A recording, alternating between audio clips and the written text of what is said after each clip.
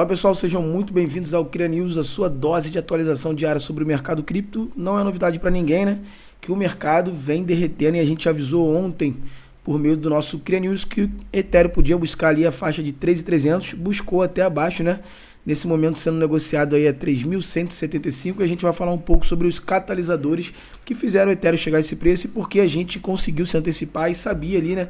Sabia não porque ninguém tem bola de cristal, mas imaginava que o preço do Ethereum poderia corrigir no curto prazo, mas a notícia a longo prazo é bem positiva, tá? Então, como sempre, a gente começa verificando aqui o nosso gráfico que mostra a variação das últimas 24 horas dos ativos e não é surpresa nenhuma que a gente não tem nenhum ativo performando positivamente no top 100 aqui, pelo menos, tá? Então, um destaque negativo aqui para Ena, Ronin, Celestia, Lido, Arbitron, todos performando ali negativamente acima dos 10%. Vamos dar uma olhada aqui no top 200, vamos ver se tem alguma coisa aqui. Então, ó, a queridinha do momento, né? Quem é da comunidade sabe como é que a gente está com isso aqui, ó. Gito tá subindo 5% na contramão do mercado aí, que vem corrigindo nas últimas 24 horas. Vamos dar uma olhada só aqui no top 300, deixa eu ver se tem mais alguma coisa. Não, então é só Gito mesmo. E Kendo, não conheço, mas tem cara de meme coin, tá? Isso aqui eu acho que é Velodrome. Tá performando aqui bem pouquinho aqui, positivo. Deixa eu clicar aqui para ver se é... Ah não, Paycoin. Não é Velodrome. Perfeito, pessoal? E quando a gente corre aqui para o nosso fluxo por meio dos ETFs, a gente percebe que no dia de ontem a gente continua tendo um influxo positivo, tá? Então 1.122 bitcoins foram comprados por meio dos fundos de investimentos à vista em Bitcoin. A BlackRock tem sido uma compradora muito forte nos últimos dias, então na segunda-feira ela comprou cerca de 7.700 bitcoins, na terça 1.093 e no dia de ontem mais 1.009 bitcoins, tá? Então a gente está falando da maior gestora do mundo, que agora já possui mais de 337 mil bitcoins. Além da maior gestora do mundo, é a maior gestora de ETFs de Bitcoin, tá? Então ultrapassou já faz tempo aqui a Grayscale, que vive tendo essa saída, né? E a gente vai falar um pouco sobre isso agora para entender esse movimento, inclusive, que está acontecendo dentro do ecossistema da Ethereum, tá? Primeiro vamos aqui só no Liquidation Roadmap. A gente está vendo do Ethereum, vamos só ver o do Bitcoin aqui, depois a gente vem para o Ethereum para a gente entender para onde o mercado pode caminhar, perfeito? Show de bola, já atualizou. A gente percebe que o Bitcoin estava sendo cotado aqui na faixa de 66 mil dólares e veio buscando essa liquidez todinha aqui abaixo. Olha esse candle aqui, como é que buscou essa liquidez bonita. E ele ficou nesse canalzinho lateralizado.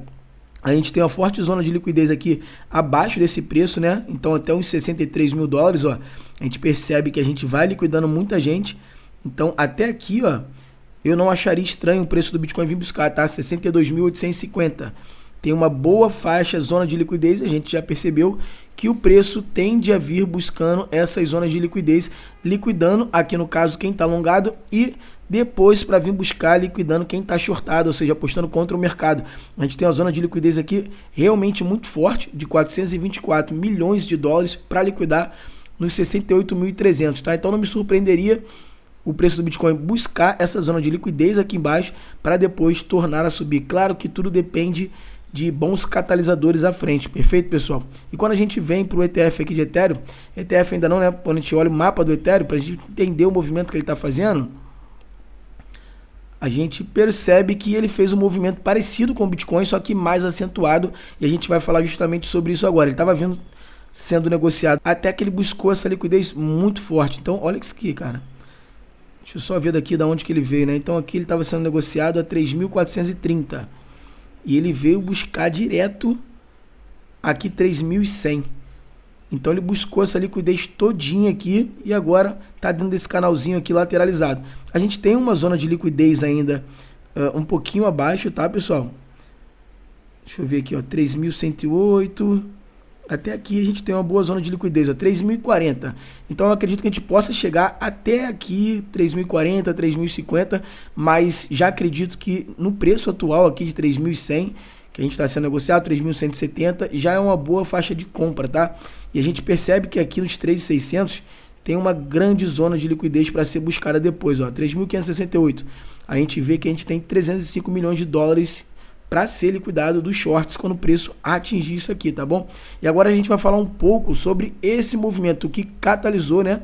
Esse movimento aqui do Ethereum, essa correção tão forte que já era esperada, tá, pessoal? Pelo menos ali até os 3.300 a gente já estava esperando tranquilamente que o preço do Ethereum fosse buscar, né? Ele estava 3.500, e o motivo são os ETFs spot de Ethereum. Então tu pode pensar que é contraintuitivo, né? A gente acabou de ter um enorme catalisador, que é o ETF spot de Ethereum, e essa bodega aqui está caindo. Por que está caindo? Então vamos entender isso, tá? Então quando a gente vem aqui, ó, por Day Net Flow, o que é isso aqui, pessoal? Isso aqui foi no dia de ontem, com o líquido que ficou esses ETFs, né? Então, na soma total entre entradas e saídas, a gente teve um saldo líquido de menos 133 milhões de dólares. É interessante que no primeiro dia, ontem foi o segundo dia, né? A gente está fechado aqui, ó. Daqui a pouco a gente vai ter o terceiro dia iniciando. A gente teve uma entrada positiva que eu vou mostrar aqui para vocês. E no acumulado do primeiro dia menos o segundo dia, a gente tem ali um outflow, vamos dizer assim, líquido de 26 milhões de dólares. Mas um fato interessante é que ontem a gente continuou tendo um volume de negociação acima de 1 bilhão de dólares. E por que isso aqui é interessante, pessoal? Porque quando a gente fala de preço de Ethereum subindo ou caindo, Bitcoin subindo e caindo, as gestoras pouco se importam com isso. O que as gestoras querem é volume de negociação. Taxas são pagas por meio de volume de negociação. E se a gente conseguir manter esse volume de negociação de Ethereum acima de 1 bilhão de dólares diário, com certeza isso aí vai atrair diversos outros gestores e vai tornar muito mais fácil, talvez, a gente ter uma possível aprovação do ETF Spot de Solana, por exemplo. Porque os gestores vão pressionar, porque isso daqui tem sido uma grande fonte de receita para esses gestores. Então, se a gente pegar todos os ETFs de Bitcoin, todos os ETFs de Ethereum, até o pior ETF de Ethereum, ele está dentro do top 10% de melhores ETFs nos últimos 12 meses. Então percebam que existe uma grande demanda por meio desse produto, por meio de investir em Bitcoin e Ethereum através de um ETF, tá? Que é um processo que os investidores institucionais já estão mais familiarizados e tem todo o respaldo jurídico por trás, tá? E aí a gente pode dar uma olhada aqui, ó, que no dia de ontem a gente viu uma saída da Grayscale de 326 milhões de dólares, tá? Então já trouxe isso daqui no dia de ontem, que tinha uma diferença do ETHE para o Ethereum real. O ETHE era o Ethereum Trust da Grayscale. E aí os traders se aproveitaram dessa diferença, compraram bastante ETHE, porque agora eles podem trocar 1 para 1. E aí eles compraram Ethereum com desconto, vamos dizer assim, e agora estão sim realizando. Um outro fato é que a Grayscale botou um volume de taxa, né? Na verdade, uma FII sendo cobrada aqui de taxa de 2,5%, enquanto todos os outros fundos estão com as suas taxas zeradas ou abaixo de 0,25%. Então também a gente acaba vendo uma saída desses fundos para outros fundos aqui, tá? E é o que está acontecendo. Então, enquanto no dia de ontem a gente teve uma saída de 326 milhões de dólares da Grayscale, a gente teve entrada em todos os outros fundos de investimentos, tá bom, pessoal? Então isso aqui está acontecendo de tal maneira que aconteceu quando a gente teve o ETF de Bitcoin sendo lançado. A gente ficou vendo por semanas aquele despejo da Grayscale e logo em seguida o preço do Bitcoin foi buscar suas máximas históricas, porque a demanda por esse produto foi muito grande e a demanda, né, esse fluxo para os outros ETFs também ocorreu, tal como me parece que vai acontecer aqui. Então, apesar dessa correção momentânea, eu acredito que esse é um excelente momento para acumular Ethereum, tá bom, pessoal? Que logo em seguida a gente vai ultrapassar aí as máximas históricas. Claro que tudo depende de liquidez global. A gente precisa acompanhar o corte na taxa de juros, se tudo vai acontecer como a gente está percebendo e acreditando que vai acontecer, tá bom? E a gente vai sempre se mantendo atualizado. Então aqui traz pra gente muito bem detalhado, ó. Se a gente olhar aqui no dia 23 de julho, a gente teve um influxo positivo de 106 milhões de dólares e no dia 24 de julho uma saída líquida de 133 milhões de dólares. Então, no acumulado, a gente tem menos 26 milhões de dólares, perfeito? E aqui que é o fato interessante, é isso aqui que as gestoras olham. Nos 2 dias, no primeiro dia a gente teve 1,11 bilhões de dólares de volume sendo transacionado e no segundo dia, no dia de ontem, 1,05.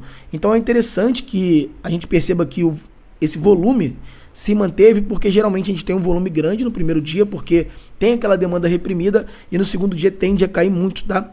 O que não aconteceu. Então foi praticamente o mesmo valor aqui de volume, né? 1 bilhão de dólares. Então eu vejo isso aqui sim com muitos bons olhos. Lembrando que hoje o Donald Trump vai palestrar na Bitcoin Conference, né? E se ele efetivamente confirmar que pretende usar o Bitcoin como uma reserva estratégica, isso daí pode mudar o game e a gente vê o mercado voltar a subir. Lembrando também que, por hora, o mercado aqui, ó, pessoal, tá fechado. Isso aqui funciona igual bolsa de valores, tá? Horário de pregão. Quando isso daqui tornar a abrir daqui a pouco nos Estados Unidos, não sei que hora é lá agora, mas a gente tende a ver essa pressão de venda da Grayscale aqui continuando, perfeito? Então, o preço do Ethereum pode cair mais?